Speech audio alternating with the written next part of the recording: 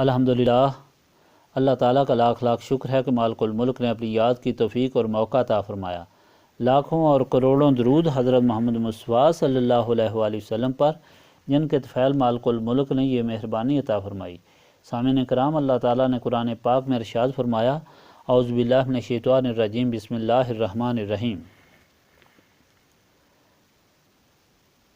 اور حلال کر دیا اللہ تعالیٰ نے تمہارے لیے رمضان کی راتوں میں اپنی بیویوں کے ساتھ ملاقات کرنا، وہ تمہارے لیے لباس ہیں اور تم ان کے لباس ہو، اور اللہ تعالیٰ جانتا ہے کہ تم خیانت کرتے تھے۔ اللہ تعالیٰ نے تمہیں معاف فرما دیا اور درگزر فرمایا، اب تم ان سے میل ملاپ رکھو اور اللہ تعالیٰ سے وہ چاہو جو اس نے تمہارے لیے رکھا ہے۔ تم کھاؤ پیو یہاں تک کہ سیاہ ڈوری سفید میں تبدیل ہو جائے اور صبح ہو جائے، پھر شام تک اپنا روزہ پورا کرو، اور تم عورتوں کے ساتھ مت ملو جب تم مساجد میں اعتکاف میں ہو۔ یہ اللہ تعالیٰ کی حدود ہیں، ان کے نزدیک مت جانا۔ اللہ تعالیٰ لوگوں کے لیے اپنی نشانیاں اسی طرح بیان فرماتا ہے تاکہ وہ پرہیزگار بنیں۔ اگر ایک بات اچھے طریقے سے سمجھ لی جائے تو پھر مالک الملک کے سارے فرمان بہت آسانی سے سمجھ میں آ جاتے ہیں، اور وہ بات یہ ہے کہ اللہ تعالیٰ نے انسان کو اشرف المخلوقات بنایا اور ساری کائنات اس کے لیے بنائی۔ اگر غور سے دیکھا جائے تو سورج سے لے کر مٹی کے ایک ادنا ذرے تک دنیا کی ہر چیز اللہ تعالیٰ کی تعریف میں ہمہ مشغول اور مصروف ہے۔ اللہ تعالیٰ نے انسان کو اپنی یاد کے لیے بنایا ہے، اور یہی وجہ ہے کہ انسان کو اشرف المخلوقات کا تاج پہنایا۔ اب عبادت تو فرشتے انسان سے کئی گنا زیادہ کرتے ہیں، اور اتنی عبادت کرتے ہیں کہ انسان کے بس کی بات ہی نہیں۔ اسی لیے مالک الملک نے انسانوں کو فرشتوں پر بھی فضیلت عطا فرمانے کے لیے ان کے ساتھ دنیاوی ضروریات اور خواہشات کو بھی وابستہ کر دیا، تاکہ وہ ان ضروریات اور ان خواہشات کو دبا کر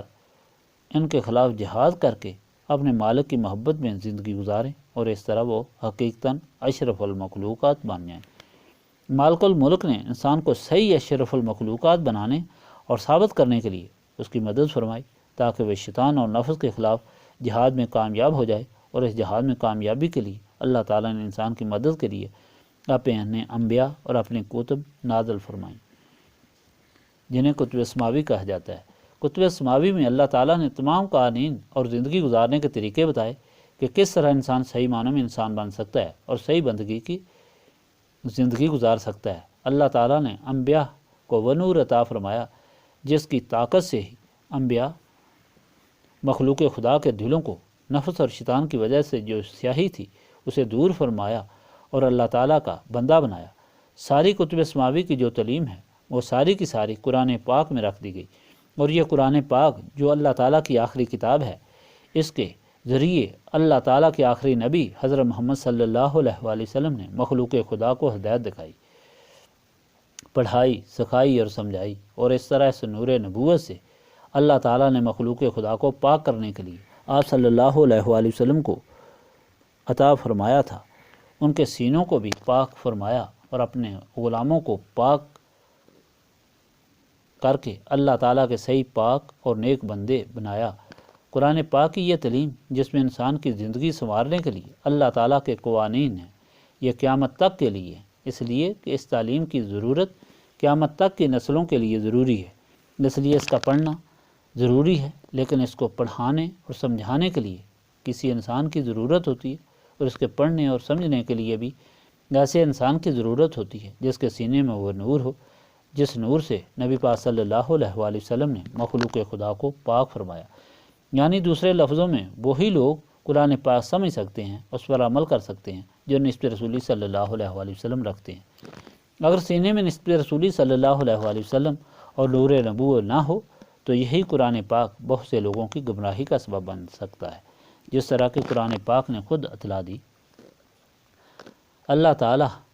بہتیروں کو اس سے گمراہ کرتا ہے اور بہتیروں کو اس سے ہدایت فرماتا ہے، اور اس سے انہیں گمراہ کرتا ہے جو فاسق ہیں۔ ان احکام کو سمجھنے کے لیے نسبت رسولی صلی اللہ علیہ وآلہ وسلم انتہائی ضروری ہے۔ قرآن پاک کے یہ احکام اس لیے بتائے جا رہے ہیں کہ مخلوق خدا کی زندگی سنور جائے، اور وہ یہ سمجھ لیں کہ اللہ تعالیٰ کے بندے کو کس طرح خدا کی بندگی میں زندگی گزارنی ہے، اور کس طرح اس نے خدا کی رضا حاصل کرنی ہے۔ اللہ تعالیٰ کے احکام سکھانے کا یہ کام اس لیے کیا جاتا ہے کہ اللہ تعالیٰ کے مخلوق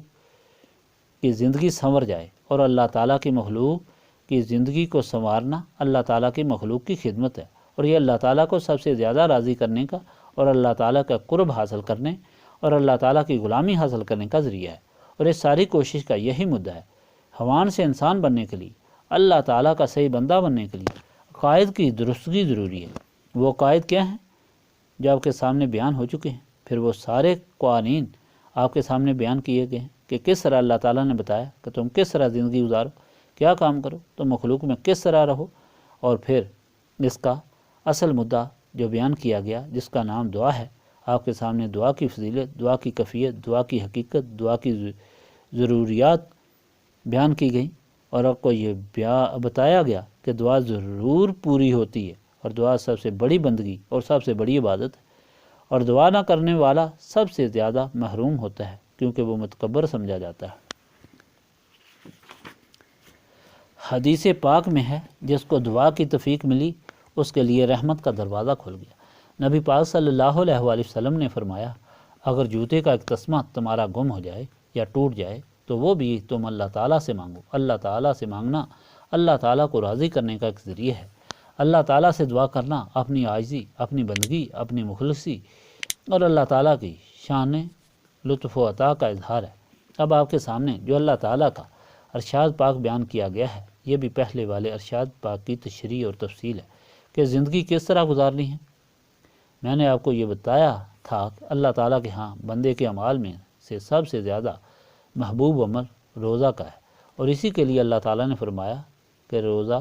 میرے لیے ہے اور روزے کا اجر میں ہی دوں گا۔ اب اس کی زیادہ وضاحت کر کے اللہ تعالیٰ نے ارشاد فرمایا کہ روزہ رکھنے والے لوگ جو ہیں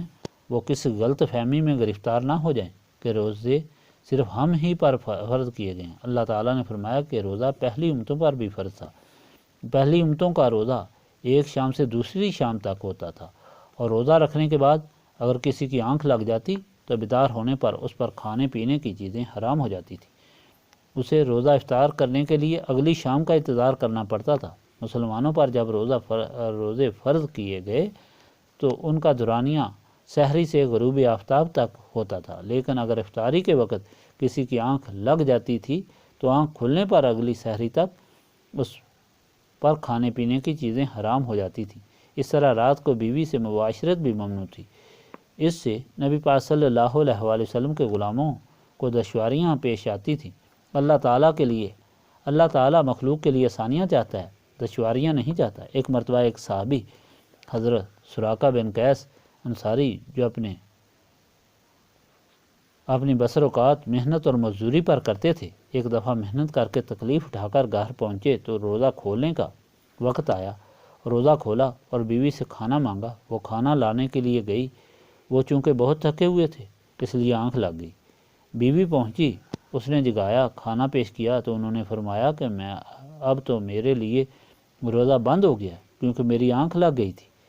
دوسرے دن محنت کے لیے پھر گئے، چونکہ بہت کمزوری تھی اس لیے وہ محنت کرتے کرتے بے ہوش ہو گئے، تو اللہ تعالیٰ سے اپنے بندے کی تکلیف برداشت نہ ہوئی، اور اس وقت یہ فرما دیا کہ اب رات کو تمہارے لیے چھٹی ہے، جو مرضی کھاؤ، جو مرضی پیو،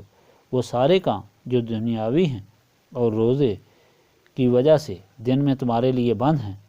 ان سب کی رات کو تمہیں اجازت ہے، اور سحری تک اس وقت تک کھا سکتے ہو جب سفید ڈورے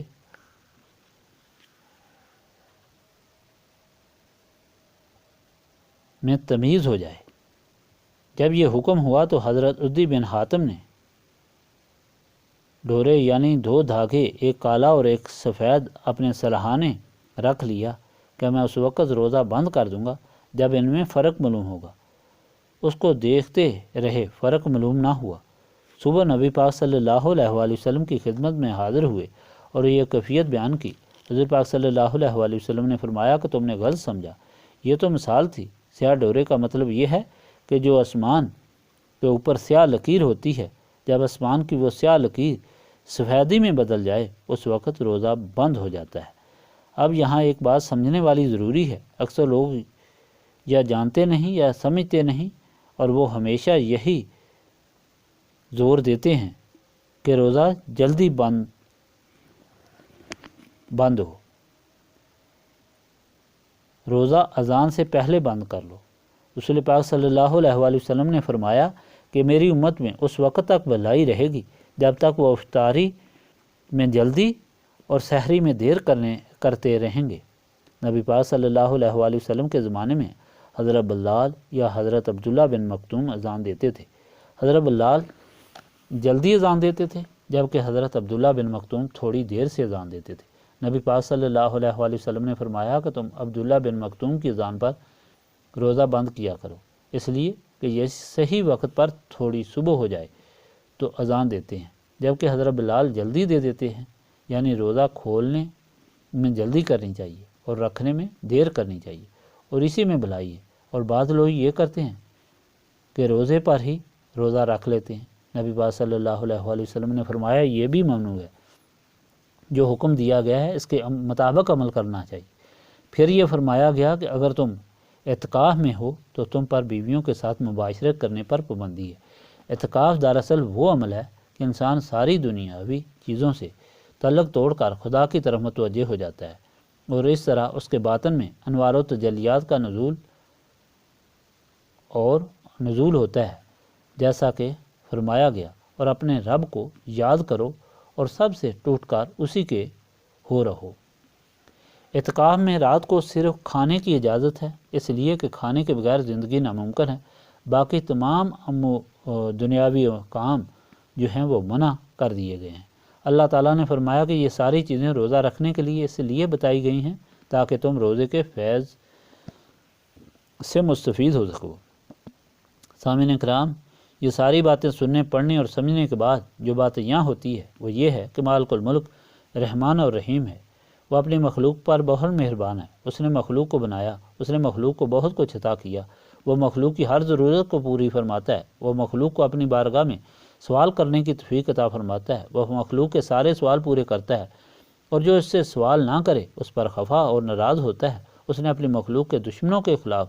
اسے ڈھالیں عطا فرمائی ہیں، اس نے مخلوق کو روزہ عطا فرمایا، قرآن پاک عطا فرمایا، اور یہ سارے قوانین عطا فرمائے اور سمجھائے۔ لیکن اللہ تعالیٰ نے جو کچھ بھی اپنی مخلوق کو عطا کیا، جو کچھ بھی مہربانی اپنی مخلوق کو عطا فرمائیں، وہ اپنے پیارے محبوب حضرت محمد مصطفیٰ صلی اللہ علیہ وآلہ وسلم کے ذریعے عطا فرمائیں۔ اگر قرآن عطا فرمایا تو حضور پاک صلی اللہ علیہ وآلہ وسلم کے ذریعے عطا فرمایا،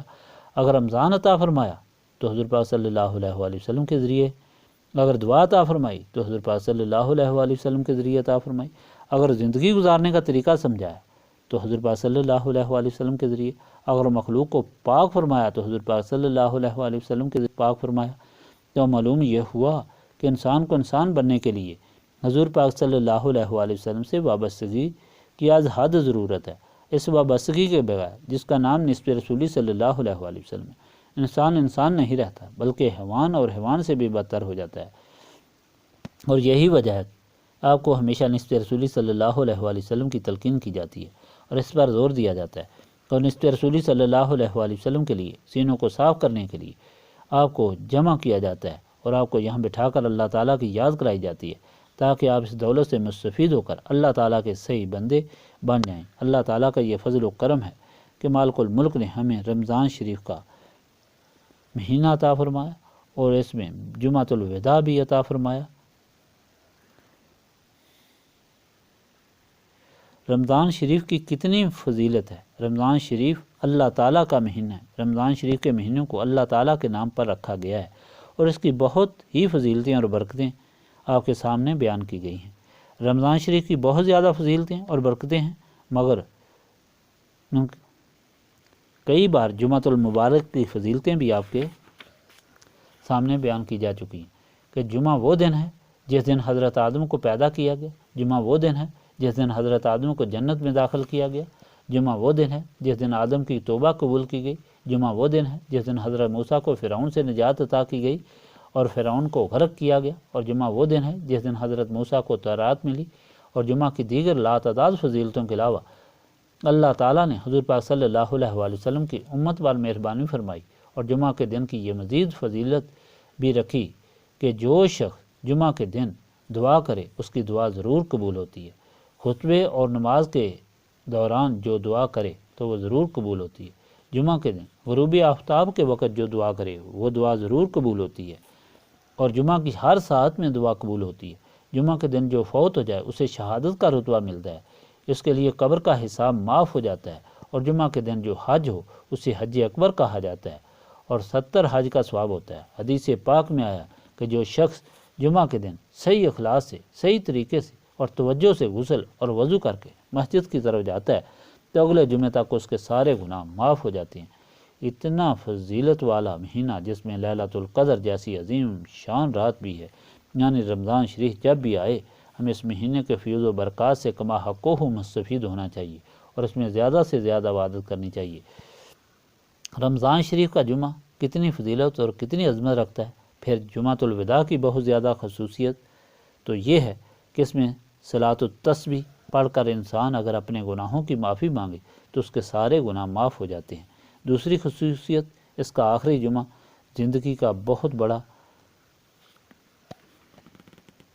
نشان ہوتا ہے، جسے انگریزی میں لینڈ مارک کہتے ہیں۔ لینڈ مارک ہمیں دعوت دیتا ہے کہ ہم اس دن گزشتہ گناہوں کی اللہ تعالیٰ سے معافی مانگیں، اس کی بارگاہ میں توبہ کرتے رہیں اور اس کی طرف متوجہ ہو کر اس سے یہ عہد کریں کہ اے اللہ، ہم اپنی طرف سے تو تیری طرف توجہ رکھتے ہیں اور ہم تیری طرف متوجہ ہو گئے ہیں، اور ساری چیزوں سے منہ موڑ کر، ساری دنیا سے منہ موڑ کر ہم نے تیری طرف منہ کر لیا ہے، لیکن تو ہم کو توفیق دینے والا ہے، ہمیں اپنے راستے پر قائم رکھ، ہم پہ اپنی مہربانیاں بھی قائم رکھ، ہمیں اپنا صحیح بندہ اور صحیح غلام بنا کر رکھ، شیطان اور نفس سے بچا کر رکھ۔ ہم جو تیری طرف متوجہ ہوئے ہیں تیرے فضل و کرم اور تیری مہربانی سے ہوئے ہیں، ہم میں یہ بھی طاقت نہیں تھی کہ ہم اس طرح متوجہ ہو سکتے یا تیری محبت کا خیال رکھ سکتے، بلکہ یہ تیری عطا ہے کہ تو نے ہمارے دل و دماغ میں اپنی محبت ڈالی، تو نے ہمیں اپنی طرف متوجہ کیا، تو نے ہمیں توبہ کی توفیق عطا فرمائی۔ اب توبہ قبول کرنا اور توبہ پر قائم رکھنا تیرا کام ہے۔ تو نے وعدہ کیا ہے کہ دعا کرو میں دعا قبول کروں گا، اس لیے یا رب العالمین اب تو اس دعا کو قبول کر یا رب العالمین اب تو اس دعا کو قبول کرنے والا ہے۔ آج کے دن، جمعہ کے دن سے تو ہماری زندگیوں کو اپنی بندگی، اپنی غلامی میں رکھ، اور ہماری جو بقیہ زندگی ہے اسے بھی ہمیشہ ہمیشہ کے لیے اپنی بندگی اور غلامی میں گزارنے کی توفیق عطا فرما۔ ہمیں ہمیشہ شیطان اور نفس سے بچا، اور اسی دعا اور اسی التجا